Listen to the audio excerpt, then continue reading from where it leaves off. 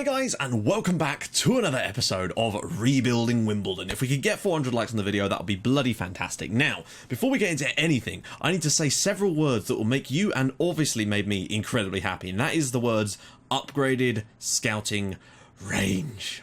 Oh, it happened. I don't know why, because usually I don't think we had an upgraded scouting range when we were in the championship with Pompey. I don't remember if we did or not. Correct me if I'm wrong. But basically, the moment that we got promoted in the playoff final in the last episode, I got a notification through afterwards saying that we, the transfer budget and all this sort of stuff. And immediately after that, the board said they wanted to talk to me about improving the scouting range. Apologies, there's a cat just walking behind me there. That's useful. Probably woken her up by going loud noises and such. But yeah, so basically they said they wanted to upgrade the scouting range, which is unusual. I've never had the board ask me something like that before, but anyway, it doesn't matter because the point is they did, and I actually got two notifications because obviously I said yes. The first notification said Central Europe, and I was like, sorry, not Central Europe, it was Europe, and I was like, excellent. And then there was another one straight afterwards that said worldwide. We have worldwide scouting in the championship. I am very, very pleased with that, and I've basically taken that on board, because why the hell wouldn't I? So, let's just jump straight into some transfers, because that's obviously why we're all here. Cue the music, and let's get going. First one in, of course, is Jermaine Granderson, and obviously you guys already knew about him, but it's still good to bring him in anyway, and maybe, actually, to be honest, I'm regretting it a little bit, given what I now know about our ability to scout worldwide, but hey, 10 grand didn't cost us a huge deal. We had some money, so we spent it. Next up is Giacomo Fiore. He may sound exotic and all that, but he's not. He's actually from Carlisle. We brought him in from Carlisle anyway. We paid £120,000 for him, which may seem like quite a bit because he's an English player, but look at that potential. Once my scouts said that, and he's got 14 finishing at the age of 16, so I was quite pleased with that alone. He's an advanced forward, another one for the future, of course, and obviously I'm still building for the future, but don't worry, I've signed a couple for now as well. Do not worry about that, including a shiny Gyarados. Next up, in on loan from Stoke, actually, is Daniel Bachmann, who is going to be our first choice goalkeeper this year. As much as I don't believe that those mistakes that we were suffering before were because of our goalkeeper, because I've seen other sides make the same mistakes constantly. I've brought in a new goalkeeper anyway, expect him to make those same errors where they don't rush out. He's got better rushing out than Shea did, but still, it's not going to make any difference to that. But hopefully he can make some better saves in general. We can kind of get a better kind of zonal situation. Zonal? What the hell am I talking about with him? So that's a good signing for us. Don't forget also Oliver Shenton has joined us on loan for another season, along with Johnny Byrne from Middlesbrough and Lewis Kinsella, of course. So two more, those loanees are back, but Teixeira gone and everyone else gone. Next up is Colin Murphy, and of course you guys will know a lot about Colin Murphy. He was the one that I thought was going to sign for us last year, but because he was too young, he has signed for us this year, and he's already looking like a solid player. I think he'll get game time for us this year. He's at 1.5 stars, but I think with some game time, particularly in the cups, he could really be a decent advanced forward for us in the future. Maybe start to catch up with Lyle Taylor. That's what I really want from him. Next up is one for now, and this is George Saville. Now, he was on loan from Wolves at Crewe last year. He obviously was at Chelsea at some point due to the face pack situation here, but he is one of those players that is going to slot into that midfield, particularly as we've got, Shenton's going to be suspended still because of that 5-match ban that he suffered. But it means that we've got a player that can play sort of box to box. He's not too bad there. I think he'll be a decent player for us. He's got decent stats. He's not on a hugely long contract, which is just as well because he's on 5.5 grand a week. But I think he'll be decent for us, frankly. Next up is one that I think, sometimes the scouts can be a little bit mistaken. And as you can see, the hair packs are looking slightly different. Debsky's World of Hair is out. Go to FM Scout. I think that's where I got it from. Download it. If you're like 2,800, I believe, new types of hair. It makes the regens look so much better. So I suggest you go to do that. Just go to FM Scout, look at the downloads. I probably put a link in the description at some point soon, but it may not be in this video. So don't then ask me for a link. You can Google it. It's not difficult. So that's Debsky's World of Hair. Honestly, it's brilliant. I used it last year and it's definitely worth it, but this guy probably isn't. Next up is Gary Campbell. Now, you might have heard me talk about him before. I felt that it was necessary. My scout kept saying to me, literally, every time a report came through, he seemed to be in it, which is bizarre. So I just figured we may as well just take a little punt on him. £24,000 I think we paid for him from Dungannon Swifts, and he can play all across this front area, but he can also play back here, and I'm going to try and retrain him as much as I can in these areas because, even if we have to sell him on, we have to sell him on. Next up is Craig Henderson from Falkirk. We signed a player from Scotland. It happened. It was doable. We paid 150 grand for him, but I didn't think it's too bad. He's on a bit of money, fair enough, but decent finishing and decent first touch. And again, the potential is solid. He's another advanced forward type of player, but he can play the deep line role, which is lovely. And he's quite, he's not awful at it either, which is, no, we play a deep line forward on attack, don't we? So he's not the worst in the world at that role. Okay, his passing leaves a little bit to be desired, but if we can improve that, I think there's some really decent ability from him. Next up is Craig Lamont, who, again, is mainly well, I just brought him in because I figured we could make profit on him. He's got a bit of potential. He'll go out on loan most likely very soon, and you know, we may make some money on him. It's just one of those things. And this, ladies and gentlemen, is my shiny Gyarados. This is Tomas Kovarik. Now, you'll notice that he's a regen, but he's 27 years old. I found one. Now, he wasn't unattached. He had already signed for a club. He'd signed for a club in the Czech Republic, but he'd only been there like a year. So we managed to pick him up. He is a brilliant winger. Seriously, he's going to play in that role instead of Andy Bartram. He's got great crossing, decent dribbling. His tackling is better than Bartram. He's got great work, or decent work rate as well. So I'm hoping that he can provide much more cover on that left-hand side, and hopefully should be able to shore us up. But my point is, he's 3.5-star player at the moment. We brought him in for, well, I think £90,000 he was brought in for, which is bloody brilliant. And it's the first sort of big foreign import that we managed to make. I'm really, really pleased with him.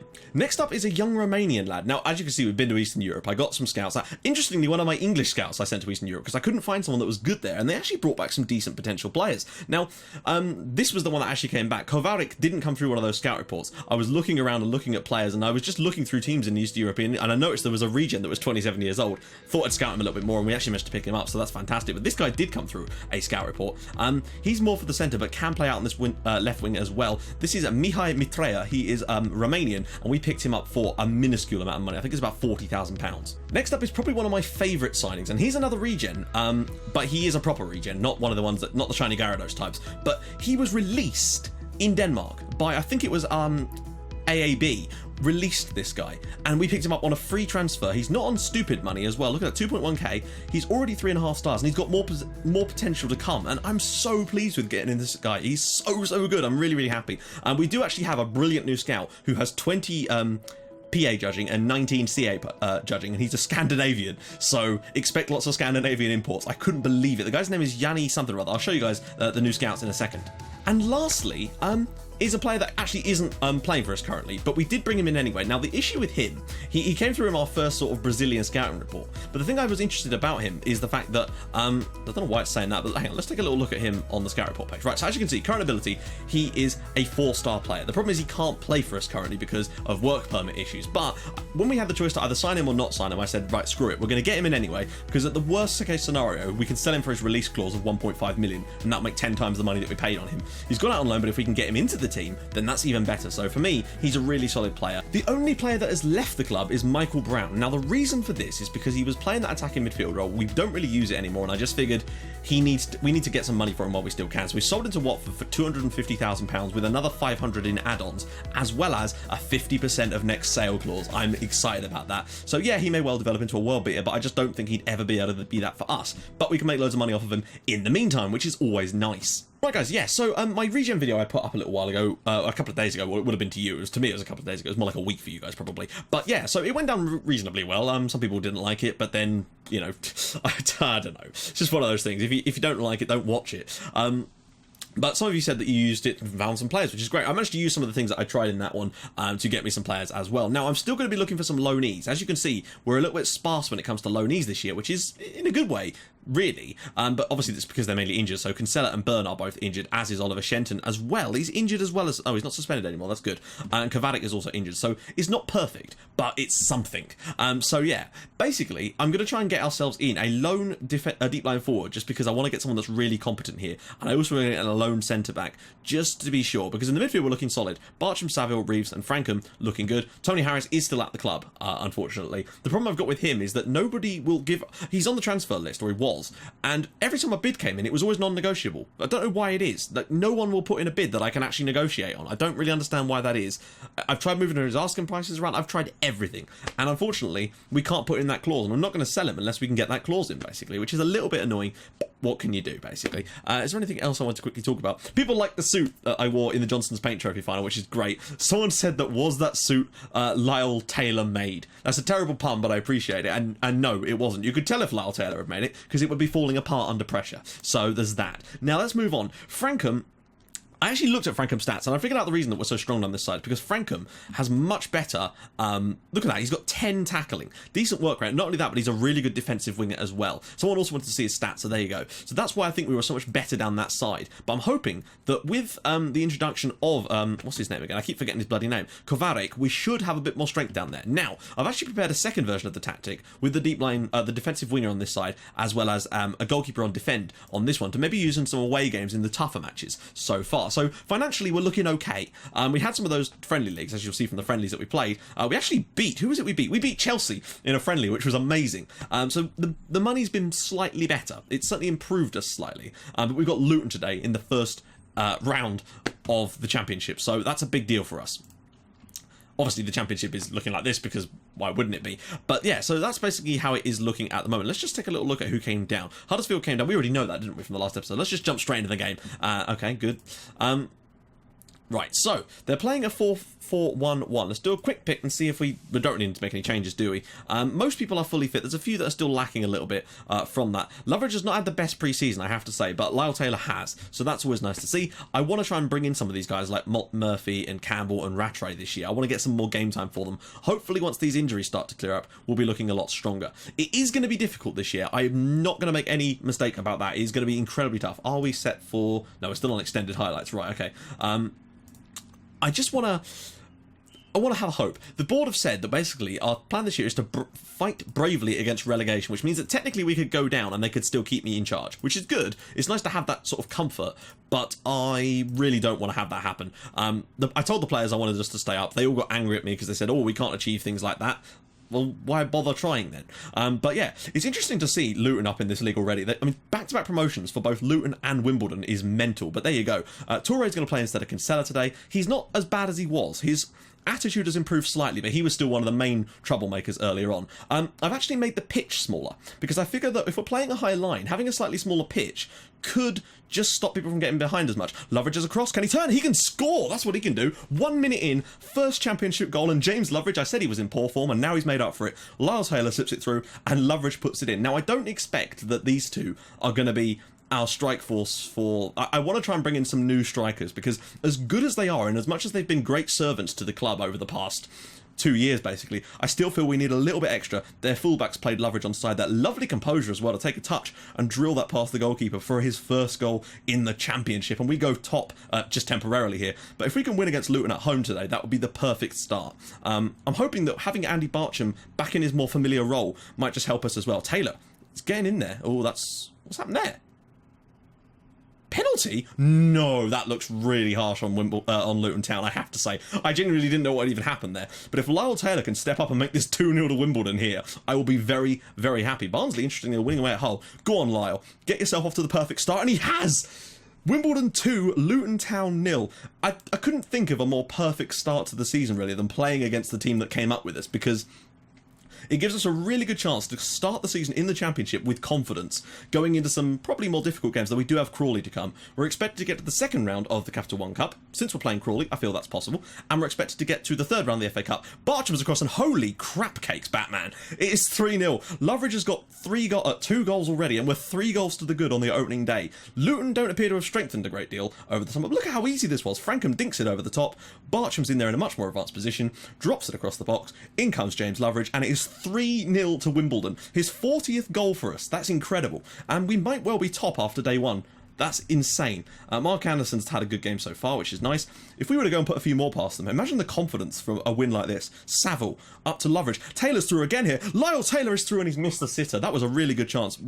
Luton are all over the place. They are all over the place. And Barnsley are 4-0 up away from home at Hull City. We are playing outrageously well today. And maybe that defensive winger thing just wasn't to be. Maybe that's what held us back at times last year. But we've got to be careful that McClendon, lovely tackle. Reeves picks it up. Over the top for Lyle Taylor. Taylor's through. Can he score? He can score, and it's 4-0 in the first half. Lyle Taylor has got 2. James Loveridge has got 2. And we are absolutely flying at the moment. What a ball this is from Jake Reeves, by the way. Over the top. Taylor brings it down, drops it inside, and just smashes it into the far post. And both of our strikers have got braces in the first half. I cannot believe we've started so well. Sure, we're playing against Luton. They've not had a single shot yet. Bloody hell. Those little changes of actually putting the system back to how it was have made such a difference. And I think that once And admittedly, Bartram's done well in the first half. But I think that once Kovacic is back, we will be even stronger with this system and might even be able to play it away from home because he's got so much better tackling. I mean, if you look at Andy Bartram's stats, you know, he's got 3 tackling and his work rate isn't particularly fantastic either, and that's kind of important in these sort of situations. But if we were to go up, Andy Bartram would get an automatic contract extension, which is a bit disappointing, but what can you do? I'm not even going to actually, let's take a quick gander at this. Look at the passes, see who's made any key passes. We've made 13 key passes, they've had 3. Anyone really important making them? 25, 9 and 8. I'm quite content to just go with what we got in the second half, frankly. See if we can add a couple more to it.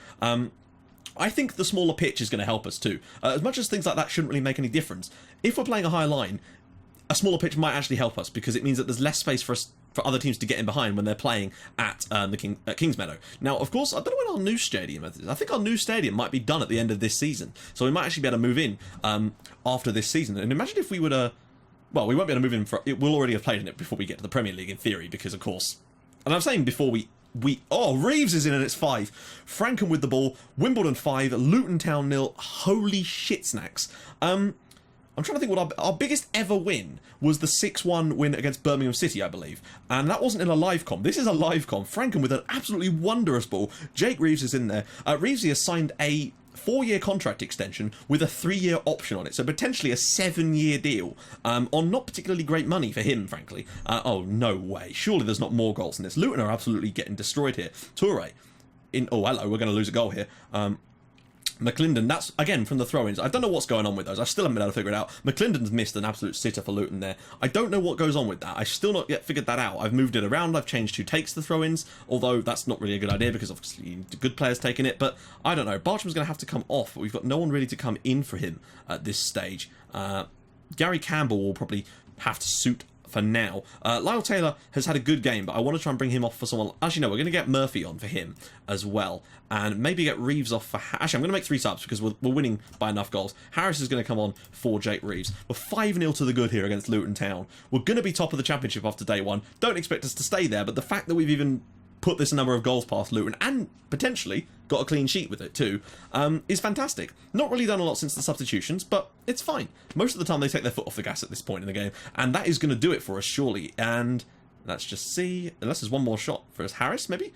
Saville? Oh, blocked. And there we go. Wimbledon 5, Luton Town 0. Our biggest livecom win of the entire save. Lyle Taylor is man of the match with 2 goals and an assist, but 2 goals for Loveridge as well. Insane performance on the first day. People like Mark Anderson and Jermaine Granderson did a fantastic job. Everything's gone well for us today. A thoroughly deserved win. Maybe 5-0's a bit harsh on them, but then again, is it really? So guys, that's an unbelievable start. I cannot believe it that we've started so well, but hey, we'll take it. It's been a very, very long transfer window for me, and I'm still going to sort of be digging away trying to find us some loanees to try and really strengthen the squad, because Johnny Byrne is going to be out for like 6 months with a broken foot. What is it about pre-season and broken foots with us, eh? Anyway, so next game in the championship. Bloody hell, there's a lot of away games there. Who should we do? Should we try? Wow, that's going to be tough. That's a lot of games actually. 1, 2, 3. No, that's 7. That's too many. Huddersfield have just come down from the Premier League. Maybe that would be a good one to try out, actually. Try our luck away from home at the John Smith Stadium. We've got a couple of home games coming up against Ipswich and Charlton. See if we can get some points on the board there. But yeah, so in the next episode, guys, we're going to do a game against Huddersfield Town, which will be our final game in August. So interestingly, hopefully I'll have a few more loanees in at that point. But it's been really difficult getting players in on loan. Despite our new stature, players just don't want to come to us anymore. Even players that I figured would have signed for us last year just don't want to come. Very frustrating, but there you go. So guys, if you like what you've seen in our 5-0 thrashing of Luton Town on the opening day, please do drop a like on the video. If we can get it to 400, even more maybe, then please do that as well. And if you haven't already, please do subscribe to the channel for more videos like this in your inbox every single day at 7 o'clock. And I will see you guys in the next episode for a home game against Huddersfield. Can we keep the ball rolling? Who knows? I'll see you guys soon. Thank you so much for watching. Bye-bye.